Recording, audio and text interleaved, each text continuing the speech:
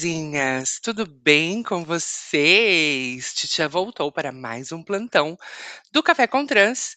E essa semana a gente vai tratar um assunto que não tem muito a ver aqui com o nicho do nosso canal, o conteúdo do nosso canal.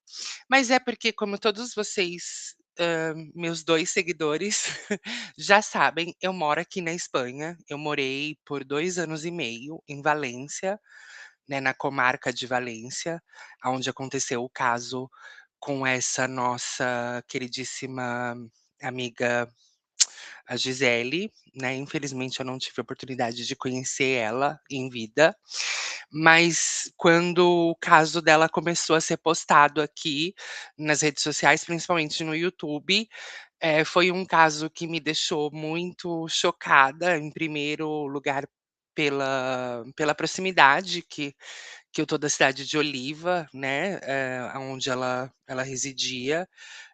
Pra vocês terem noção, daqui da minha casa até Oliva de carro dá mais ou menos uns 40 minutos. Eh, os meus documentos aqui na Espanha estão registrados em uma cidade que fica bem ao lado de Oliva, que chama Alzira. Então sempre quando eu tenho que resolver alguma coisa de documentação, de papelada, ou ir lá fazer toma de UELs, alguma coisa assim, eu sempre vou numa cidade depois de, Oliva, que se chama Alzira, né, que é onde os meus documentos aqui na Espanha estão registrados. Então, assim, depois de eu ver muita, muita desinformação, né, primeiro, assim, vários canais daqui pegaram hype nas informações, enquanto estava tudo muito fresco, enquanto estava tudo muito novo, enquanto, as informações eram que quase diárias, eles chamaram a advogada a Carine, a Carina, se eu não me engano, né, Carina Goitacá, o nome da advogada dela, e aí exploraram, exploraram, exploraram a imagem dela, tiraram, espremeram todo o suco, e agora existe uma onda de canais, em alguns casos, aquele bem famoso com aquela pessoa que é bem arrogante, né, a gente já sabe, uma que fala de crime aí que é muito arrogante, e agora começou a atacar a imagem da advogada, falar que não, que ela acha que, os resultados dos testes feito com a Gisele, não são tão favoráveis e por isso que ela não divulga. Então, assim, eu vou trazer, como eu sou cidadã espanhola e eu tenho acesso a várias informações, eu consigo ver o outro lado da moeda, né, eu vou trazer para vocês algumas informações aqui que eu nunca vi nenhum canal daqui do YouTube falando. Eh, que a primeira, né, é sobre os tempos, para conclusão, de casos como esse. Então, eu vou trazer uma página oficial, deixa eu já começar aqui compartilhando para a gente já ir direto aos fatos, porque esse vídeo vai ficar um pouquinho longo, mas assim, eu quero que vocês, pelo menos quem tiver a oportunidade de assistir esse vídeo, né, quando sair daqui, conseguir perceber, quais são as falácias que estão sendo plantadas aí nesse caso. O primeiro, tá, é do site direto da Funecom. Então, se vocês olharem, aqui em cima, ele não vai sair a barra de endereços, tá. Mas eu vou deixar o endereço da Funecom aqui embaixo, eh, no na descrição do vídeo. A Funecom seria mais ou menos o conselho de funerária. E ele é um serviço, eu vou mostrar para vocês até aqui embaixo, eu vou descer, para vocês verem, ó, só para vocês terem noção, tá. Esse site está todo em inglês.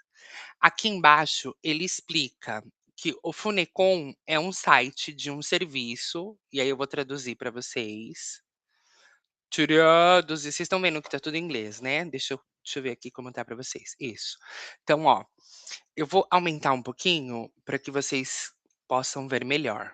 Então, ó, eh, Funecom. O site eu vou traduzir para português para a gente conseguir ir acompanhando, para vocês entenderem alguns pontos que alguns repórteres bem cretinos aí do Brasil, eh, estão passando várias fake news, várias informações incorretas, e isso só está prejudicando o caso.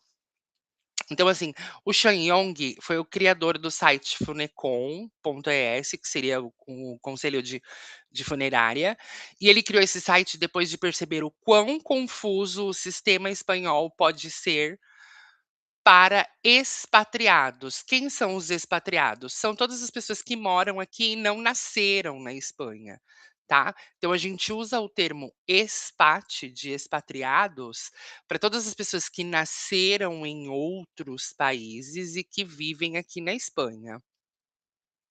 Então ele já percebeu que o sistema espanhol é bem confuso. E agora ele se dedica a oferecer fornecer orientação tranquila e transparente, além do apoio confiável para famílias em toda a Espanha, quando elas mais precisam, ou seja, no momento em que uma pessoa parte dessa daqui para melhor. Aqui no site tem o WhatsApp dele, né, para se por acaso alguém quiser entrar em contato, mas eu vou ler aqui algumas informações que eu acho muito persistentes, principalmente no caso da Gisele. Quando o tribunal se envolve, autópsias e investigações judiciais de mortes na Espanha. Então, esse site foi atualizado no dia 5 de novembro de 2025. Então, ele coloca aqui: após um falecimento na Espanha, uma das perguntas mais comuns é quanto tempo leva a autópsia e se ela pode atrasar o funeral ou a cremação. Então, ó, a pergunta mais comum é: quanto tempo leva uma autópsia? E se ela pode atrasar o funeral ou a cremação, que é justamente o que está acontecendo no caso da Gisele aí do Brasil. Na maioria dos casos, a autópsia é concluída, segura bem essa informação, porque ali na frente vocês vão ver o porquê faz sentido. Então, a autópsia, realmente, ela é concluída entre 24 e 48 horas. Ou seja, 2 dias depois, eles já têm a conclusão da autópsia. Mas segura essa informação, porque lá na frente vocês vão entender uma coisa.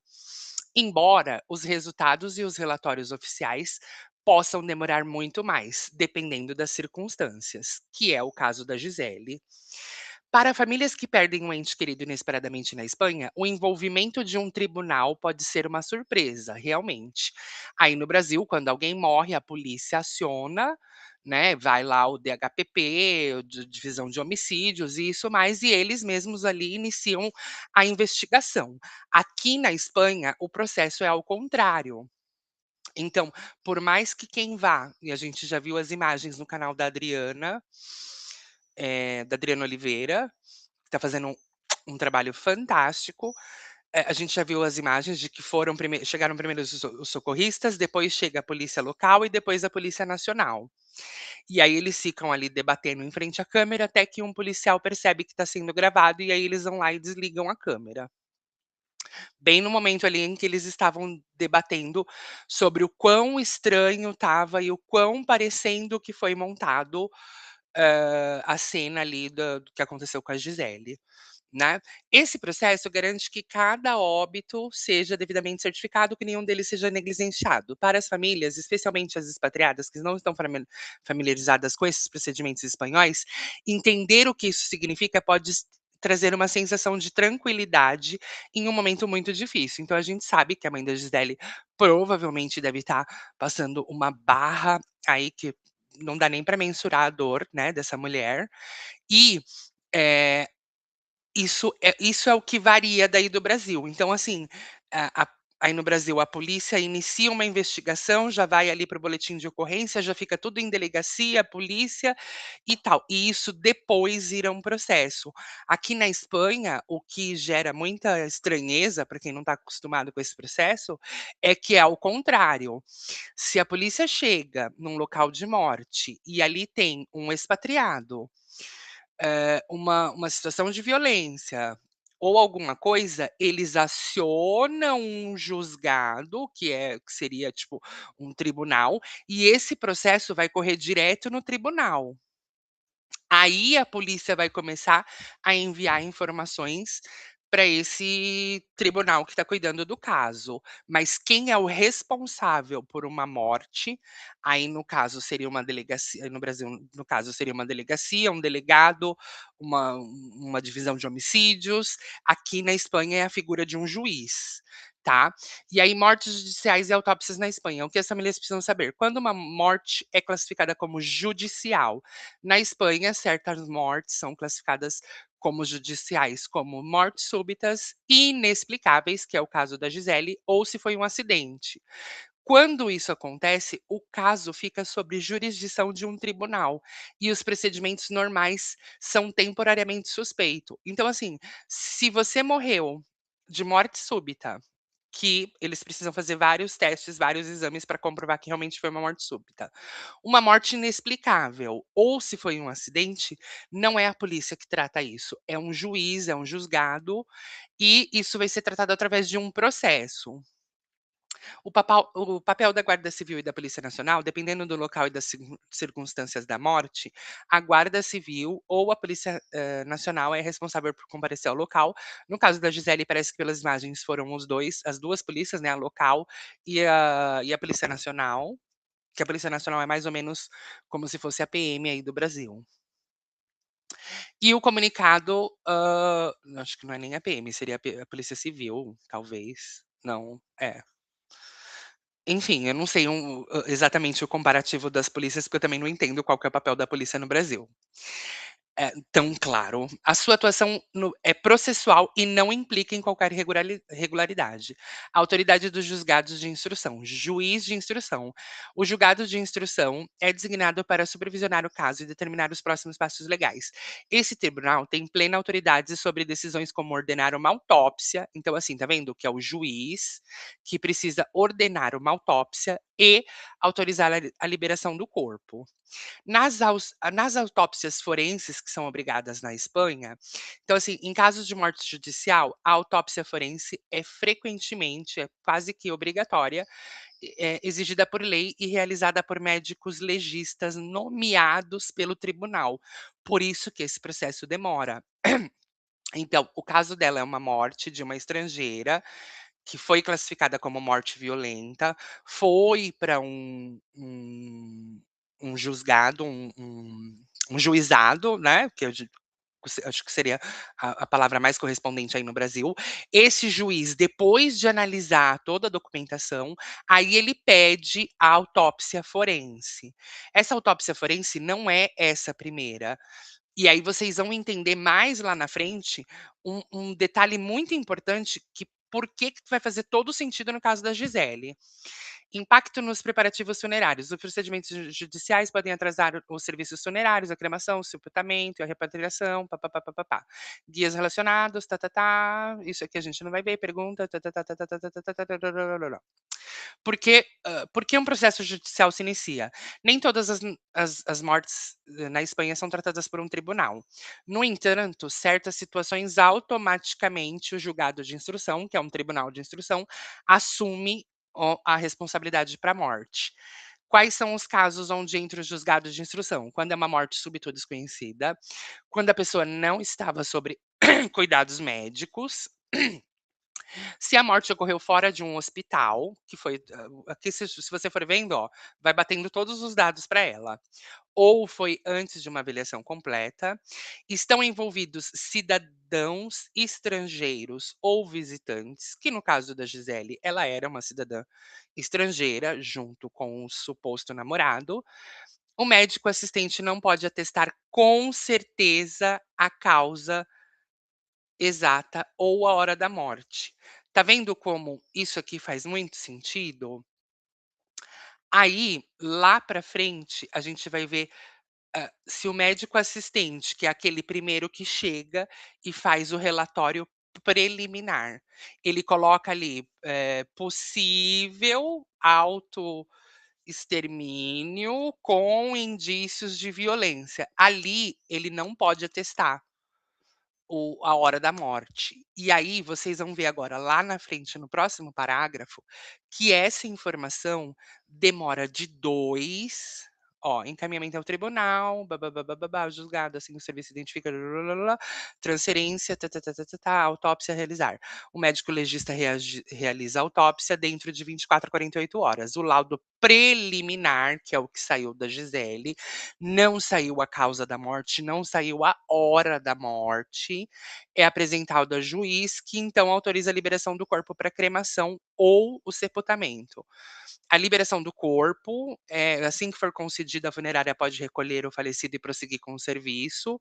E aí, o relatório final, que é o que a família da Gisele e os advogados dela ainda estão esperando.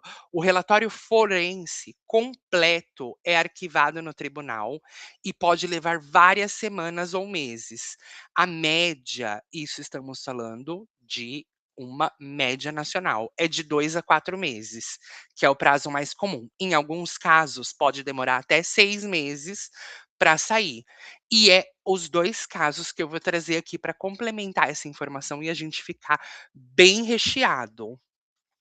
Esse relatório forense completo é o que consta dos exames laboratoriais e toxicológicos, e aqui embaixo a gente vai ver que é neste relatório final que sai a causa oficial da morte, demora 4 meses, e é nesse relatório que sai a hora do falecimento. Quer ver? Espera aí que eu tenho aqui embaixo, ó.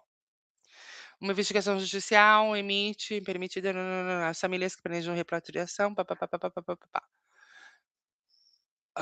Porque um tribunal a tribunal entra em quando a autópsia física costuma os atrasos mais comuns em cidades grandes entre em contato com seu representante para obter.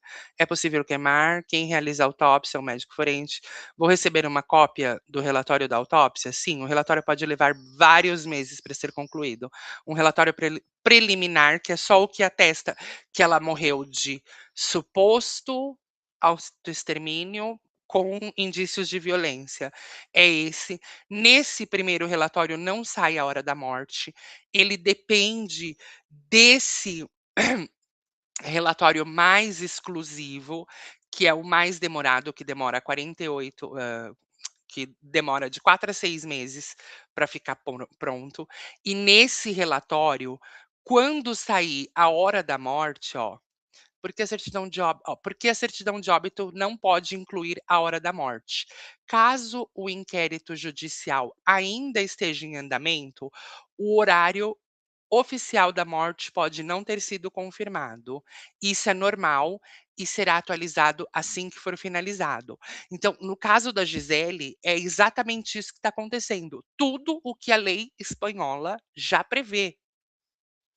Vai sair um relatório preliminar, vai ter informação de autoextermínio, né, ali com traços de morte violenta, e não vai sair o horário da morte. Em um primeiro momento não tem relatório, não vai ter hora da morte. Só depois de 4 a 6 meses que vai sair o horário da morte dela, que é nesse relatório final, e aí nesse relatório final vai constar a hora que ela faleceu. Então se, por exemplo, nesse documento sai que ela faleceu entre 5 e 7 da manhã, a gente vai poder ter certeza, né, que é o que eu acredito que a maioria dos brasileiros estão pensando, de que quando ele saiu para ir na academia, ela já estava morta e todos aqueles áudios que ele enviou para ela, supostamente, são para criar um álibi, né? Porque se supostamente ela morreu entre 4 e 6 da manhã, ou 4 e 7, enfim, né, seja lá qual for o horário, não tem como ele ter saído às 9 e não ter visto que ela já estava desvivida.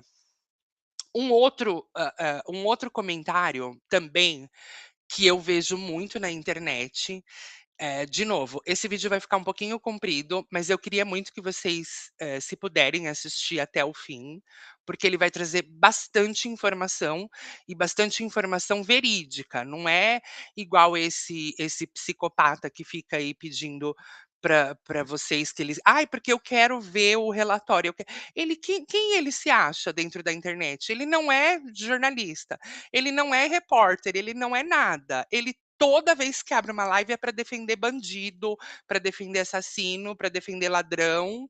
Então, assim, tem certos streamers aqui do YouTube que, sinceramente, assim, é uma decepção.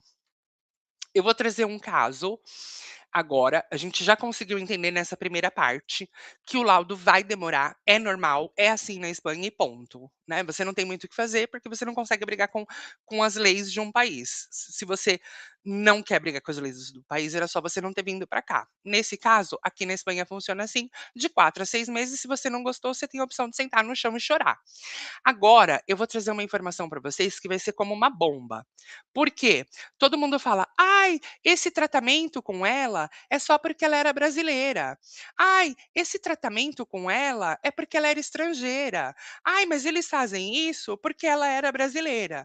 E segundo essa informação que está no G1, então todos vocês do Brasil têm acesso a essa informação, o filho do fundador da rede de moda Mango, a Mango, para quem não sabe, aqui na Espanha é como se fosse uma CIA aí para vocês. É uma loja de departamento, aqui também tem CIA, né, mas assim, só para que vocês tenham noção mais ou menos do que é a Mango. A Mango aqui na Espanha é uma loja de roupa de departamento super famosa, tem em toda a Espanha, e o dono da Mango era um dos homens mais poderosos da Espanha. E aí, segundo a matéria do G1, que vocês também têm acesso aí no Brasil, o filho do fundador da rede de moda Mango é preso suspeito de envolvimento na morte do pai. A investigação sobre a morte do bilionário Isaac Endic foi reaberta como possível homicídio. O filho era a única testemunha da queda durante a trilha nele na Espanha. Aqui está a foto do senhor Isaac, né, que era o multimilionário dono da Mango. E aqui está, o filho de um magnata espanhol da moda foi preso nessa terça-feira, dia 19 de maio, semana passada, suspeito de envolvimento na morte do pai, fundador da marca de roupas Mangos, uma das mais famosas e conhecidas mundialmente, não é só aqui na Espanha, tá? Segundo a polícia da região da Catalunha, ou seja, ali na região de Barcelona, que fica no nordeste da Espanha, Jonathan Endic, de 45 anos, é investigado pela morte do pai, bilionário fundador da rede espanhola de moda. A justiça local estabeleceu uma fiança de 1 milhão de euros para que o suspeito respondesse em liberdade, só que ele não pagou. Ele tá lá enjauladinho, bem bonitinho. Ah, não, ele pagou sim. Ó, nem eu não sabia desse babado. O Isaac morreu no dia 24 morreu em dezembro de 2024. Então, olha só, gente, para vocês terem uma noção. Quando a pessoa morre, eles fazem aquele relatório inicial, igual no caso da Gisele, né? Não é porque ela era brasileira, não é porque ela era pobre, não é porque ela é imigrante, não é porque ela estava irregular ou não estava, ninguém sabe qual a situação dela aqui, porque ela pode muito bem ter vindo para cá com visto, não é porque nenhuma, é porque é como é a lei aqui da Espanha. Se o dono da rede de roupas mais cara da Europa inteira morreu junto com o filho e eles demoraram aproximadamente 2 anos para prender o filho dele, que agora pagou 1 milhão de euros e saiu pela porta da frente da delegacia, né. Uma pena a gente saber que não é só no Brasil que essas coisas acontecem. Mas assim, demorou 2 anos para prenderem ele. Por quê? Porque em um primeiro momento, nesse primeiro relatório que saiu, colocou: "Ai, causa da morte, acidente, caiu, escorregou, da montanha lá, pum, e o velhinho morreu". E aí depois a polícia, com acesso aos laudos complementares, que é esses laudos da Gisele que estão demorando, teve acesso a ver que: "Opa, espera aí, isso aqui não foi um acidente, isso aqui foi uma pessoa que empurrou ele". Então a polícia abriu uma investigação logo após a morte, mas o caso foi encerrado poucas semanas depois, em março de 2025. A apuração foi reaberta em outubro de 2025. E aí confirmaram que a morte passou a ser investigada como um possível homicídio. Então, o Mango é uma marca espanhola de moda fundada em 1884, famosa pelo seu estilo contemporâneo e urbano. A cadeia também vende roupas, calçados, acessórios com inspiração mediterrânea. Ou seja, é a C&A de vocês aí no Brasil. Então, para que vocês vejam que não é por questões de dinheiro, não é porque questões de imigrante, não é porque ela era brasileira, não é porque os outros moradores eram africanos, não, não é, é como as leis daqui da Espanha funcionam, eles são lentos, só que na hora que vinha a mão da justiça, igual no caso aqui dele, pediram 1 milhão de euros, ainda bem que ele é muito rico, ele teve como pagar. Será que se acontecer isso com o Joel, ele vai ter como pagar 1 milhão de euros pela morte da menina? Talvez não, porque ele não tinha dinheiro nem para ir no mercado, né, segundo o que a gente já ouviu a advogada falando. E aí, eu vou trazer aqui também para complementar, porque a gente leu a notícia, mas eu vou trazer um vídeo que saiu no Metrópole, falando exatamente dessa mesma, notícia que a gente acabou de ler lá no site do Globo. O filho mais velho do fundador da empresa de fast fashion Mango foi preso na Espanha, suspeito de envolvimento na morte do pai. Jonathan Andic, de 45 anos, foi detido nesta terça-feira pela polícia catalã. Ele é filho de Isaac Andic, fundador da rede espanhola. O empresário morreu em dezembro de 2024, aos 71 anos, após cair de um desfiladeiro durante uma trilha. Jonathan estava com o pai no momento da queda. No início, a morte foi tratada como um acidente, mas, com os avanços das investigações, a linha de apuração mudou. Segundo a imprensa espanhola, a polícia identificou contradições nos depoimentos de Jonathan sobre o percurso e também sobre o momento em que o pai caiu. A investigação já dura mais de um ano. Nesse período, a polícia catalã fez interrogatórios, análises técnicas e uma reconstituição da trilha percorrida. Jonathan, que no começo era tratado como testemunha, passou a ser investigado como suspeito. Nesta terça-feira, ele foi levado algemado para prestar depoimento diante de uma juíza. Até o momento da prisão, Jonathan alegava inocência. A morte de Isaac Andic também expôs uma disputa familiar pelo patrimônio do empresário. De acordo com a imprensa local, a companheira de Isaac nos últimos anos, Stefania Kunuc, trava uma batalha judicial com os 3 filhos do fundador da Mango. Ela alega que deveria ter direitos equivalentes ao de uma viúva. O conflito pela herança adicionou novas camadas ao caso e aumentou também a repercussão na Espanha. Isaac Andic era um dos nomes mais importantes da moda europeia. Então aqui já deu para a gente ver que o Isaac Andic, que era um dos nomes mais importantes da moda europeia, né, sofreu aí também homi um ataque à pessoa dele, que aí ele não caiu de lá da montanha, o filho dele que empurrou, e demorou 2 anos para ele ser preso. Então, assim, por que que a gente está exigindo e cobrando que a advogada envie, provas e não sei o quê, sendo que não tem nem fez 2 meses agora que a menina morreu, não fez nem 2 meses, vai fazer 2 meses. E, para finalizar esse vídeo e eh essa reportagem ficar bem completa, né, para que definitivamente acabe com todas as dúvidas de quem, assim como eu, estava desesperada. Eu vou trazer um trechinho do vídeo da Joyce Ventura, Joyce Rodrigues, perdão, que ela fala do caso do Mário Biondo. O Mário Biondo era um italiano que morava aqui na Espanha e que foi encontrado nessas mesmas condições em que o Joel alega que a menina foi encontrada. E o que aconteceu? Ficou uma briga de países entre a Espanha e a Itália, os 2 países brigando, porque a mãe do lado de lá não aceitava, que o filho tinha feito isso, e os relatórios conclusivos da Espanha disseram que sim, ele fez isso contra a vida dele, né, ele mesmo deu fim na vida dele.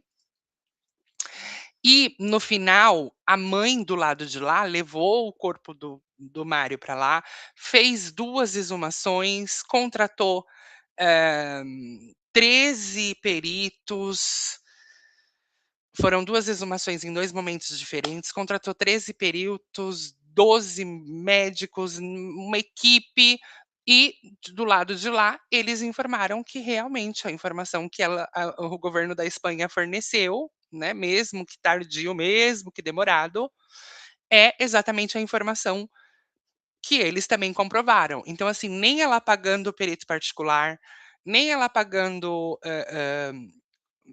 médicos legistas, ela teve que refazer a exumação dele por outras 2 vezes, né, porque ela não aceitava, e todos os médicos da Itália, no caso, porque a Espanha já tinha atestado a causa da morte dele, os da Itália também confirmaram. Então eu vou colocar um pedacinho aqui do vídeo para que vocês vejam, ó.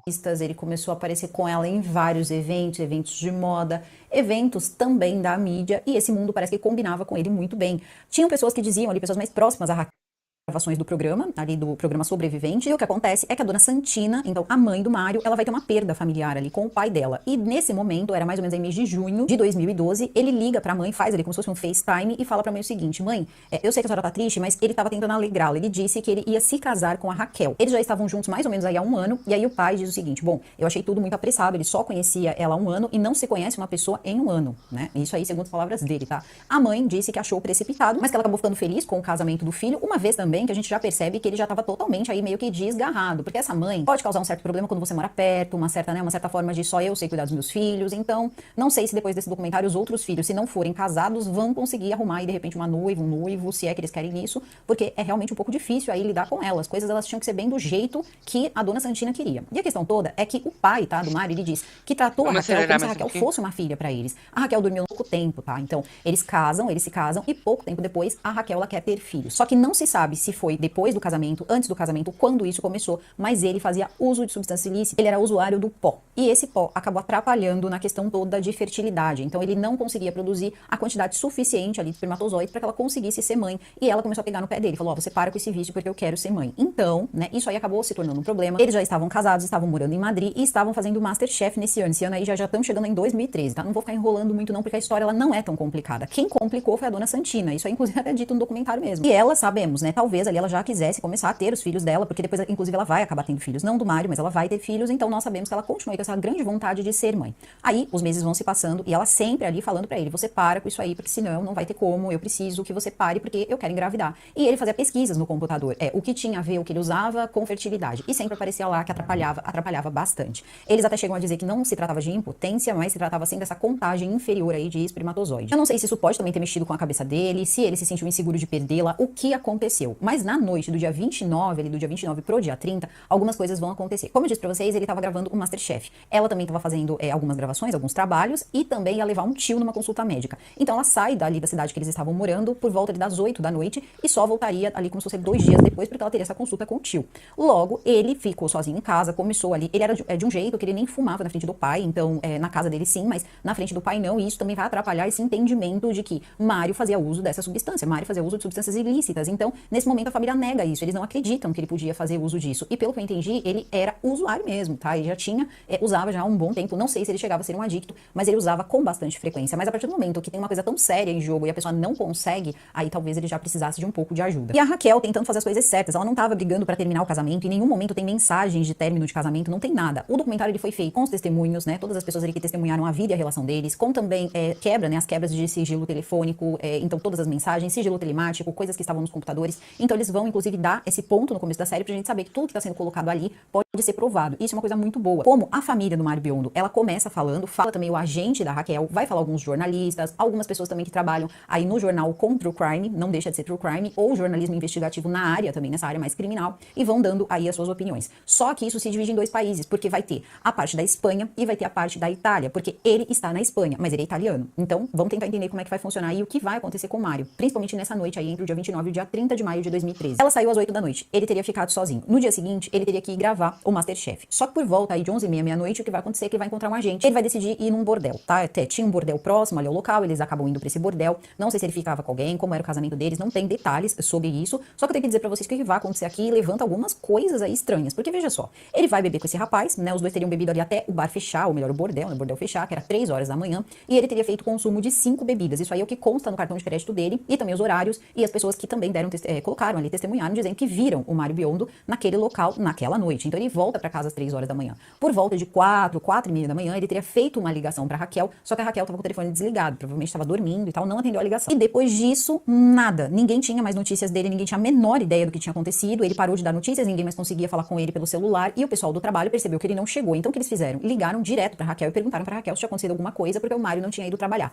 E lembrando, tá? Essa questão do MasterChef, não vamos colocar ele como participante, porque eles colocam aqui o MasterChef, mas acho que ele trabalhava como câmera no MasterChef, tá? Porque ele era câmera. Então era uma história perfeita. Ela era uma pessoa que vivia atrás das câmeras e ele era o câmera, né? Então era realmente um relacionamento perfeito e muito bem visto. Só que como ela estava longe, ela não teve como verificar diretamente. Ela tentou no telefone e não conseguiu falar com ele. E é nessa hora que ela pede para que a funcionária da casa fosse até lá dar uma olhada para ver se ele estava bem. Até porque ela sabia do consumo que ele fazia de substâncias e isso aí a gente sabe que pode dar certo, pode dar errado aí com muita facilidade. Bom, a funcionária chega então no apartamento ali na casa deles e ela encontra o Mário sem vida. Ela chama ali tanto o agente da Raquel, porque ela vai ligar pra Raquel, vai contar o que aconteceu, a Raquel ia demorar um pouco pra chegar, então ela pede para que o agente dela vá até o local. Eles chamam uma unidade ali, uma UTI móvel, só que não tinha muito mais o que se fazer ali pra salvar a vida do Mário. Infelizmente, o Mário tinha partido. Só que as circunstâncias que ele foi encontrado acabou deixando a Raquel muito nervosa, muito desesperada, porque eles teriam encontrado ele da seguinte maneira. Prestem bem atenção e tentem imaginar essa cena, porque isso aí depois vai ser bem importante, até porque o que ele quis fazer é uma coisa um pouco bizarra. Ele teria se amarrado, tá? Ele colocou como se fosse um lenço, assim, um lenço todo florido, assim, como se fosse um lenço de mulher.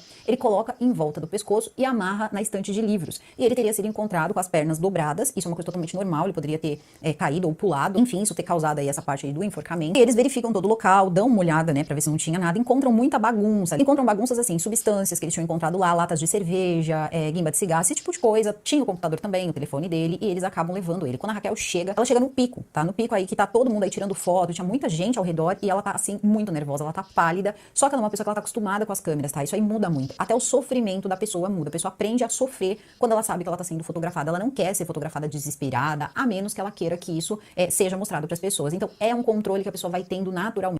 Esta es la nueva generación de creación web, Perdão. donde las palabras pueden lanzar un negocio.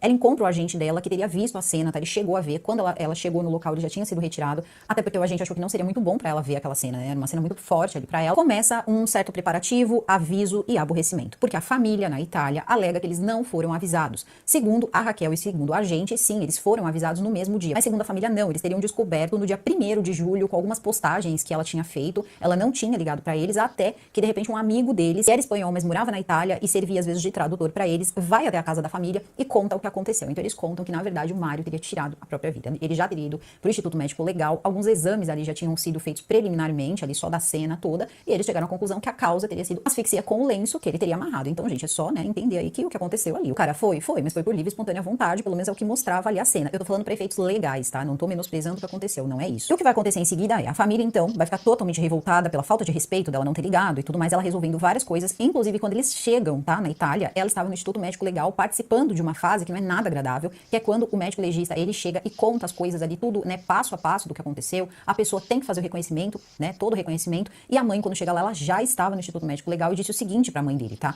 Falou pra ela esperar na casa de uns amigos dela, talvez preocupada com a mãe dele, com a dona Santina, e disse, olha, eu tô resolvendo as coisas aqui, depois eu já encontro com a senhora, aí a senhora já vai conseguir entender tudo o que aconteceu. Só que ela achou aquilo um absurdo, porque ela disse, por que eu não posso ver o meu filho? Então eu só vou ver o meu filho depois que ele passar pelos exames e tudo mais? Tá bom, coisa de mãe. Ela quis ver, então ela foi até o Instituto Médico Legal e participou dessa fase também. Só que eles explicaram a seguinte coisa, tá? Eles explicaram o seguinte, que ele teria feito aquilo com ele mesmo, né? Ele teria colocado aquele lenço, só que parece que o intuito não era tirar a própria vida. Não, ele teria colocado aquele lenço porque teria sido uma coisa ali meio erótica, que ele tentou fazer com ele mesmo. Então eu vou resumir essa parte pra vocês, pra gente já poder pular pra uma parte que é um pouco mais prática. Eles vão analisar tudo isso, ele vai ter feito consumo, um alto consumo da substância, eles vão dar uma olhada em tudo, tá? E ela também vai olhar muita coisa, ela vai olhar extrato do banco, ela vai olhar o computador, ela vai olhar pesquisas que ele tinha feito junto com a gente, avisou pra polícia, disse que inclusive 110 euros foram sacados por volta ali das 9 horas e que depois ele fez ligações, e essas ligações teriam sido aí pra pessoa que fornecia pra ele. Então, como o dinheiro não foi encontrado na casa, eles acreditam que ele tenha comprado tudo de substâncias.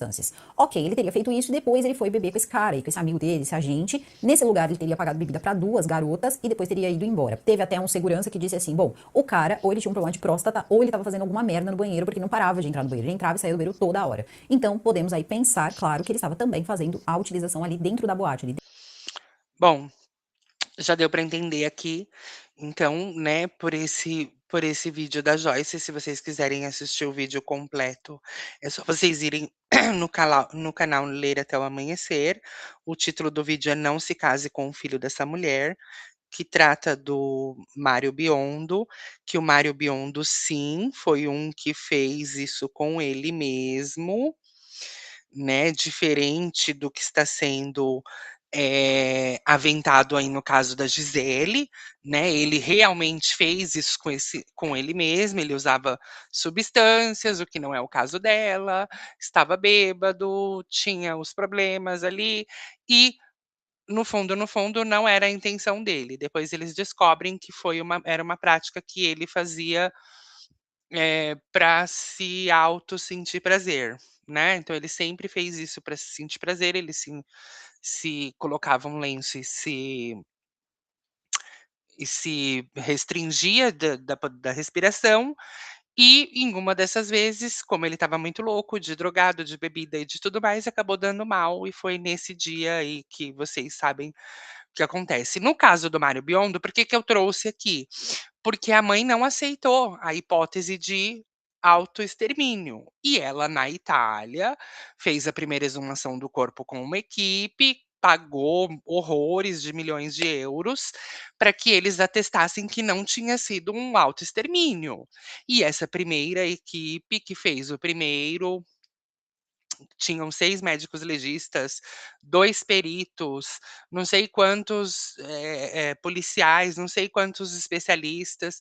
Essa primeira equipe declarou e emitiu um atestado: "Não, realmente o que aconteceu com ele foi o autoextermínio, foi em consequência de tudo isso". A mãe dele esperou passar mais um tempo, não contente, contratou uma segunda equipe, fez uma segunda exumação do corpo, e essa segunda equipe que tinha mais não sei quantos, acho que oito peritos, 2 não sei como fala uma pessoa que faz necrópsia, né? Um médico legista, e enfim, toda a equipe atestou pela segunda vez que foi autoextermínio. Então, assim, podem ser processos que são demorados, normalmente eles demoram mesmo, né. Aqui na Europa, a gente tem várias coisas que são muito melhores do que no Brasil, mas tem outras que a gente está muito, muito, muito, muito, muito atrasado. E, quando sair o resultado, infelizmente não tem muito o que mudar ou o que esclarecer. Mas, com base em tudo que eu já vi até agora, e ver esses canais que ficam defamando e atacando a advogada Carine, e falando esses absurdos, eu, assim, olha, fiquei bem broxada de continuar acompanhando esse caso da Gisele, principalmente em uns 2 canais aí, em um de um psicopata que fica defendendo tudo quanto é bandido, que vocês meio que devem saber quem é aí, e o outro daquela maravilhosa e simpaticíssima, horrorosa, que foi expulsa do lado do outro canal do outro, que também é uma que comenta, true crime, que ela grita, ela é louca, ela é perturbada e ela começou a atacar a advogada da família, porque ela quer, então assim, ela se acha a estrela do caso, né. "Não, porque eu quero, eu não vou mais comentar, eu não vou mais falar nada, enquanto eu não tiver com o relatório". Quem é você no Brasil, filha? Quem é você no Brasil para ter acesso ao relatório, para ter acesso às fotos, para ter isso e aquilo, se nem a família ainda não teve? Se eu acabei de mostrar aqui que demora de 4 a 6 meses? Então é isso, pessoal. Esse é o meus 2 centavos de contribuição para esse caso. Eu espero que vocês tenham gostado do vídeo. Se você gostou, não esquece de curtir, compartilha com seu amiguinho, deixa um comentário aqui para ajudar a subir aí o engajamento do canal, e a gente se vê no próximo vídeo. Beijo, tchau, tchau.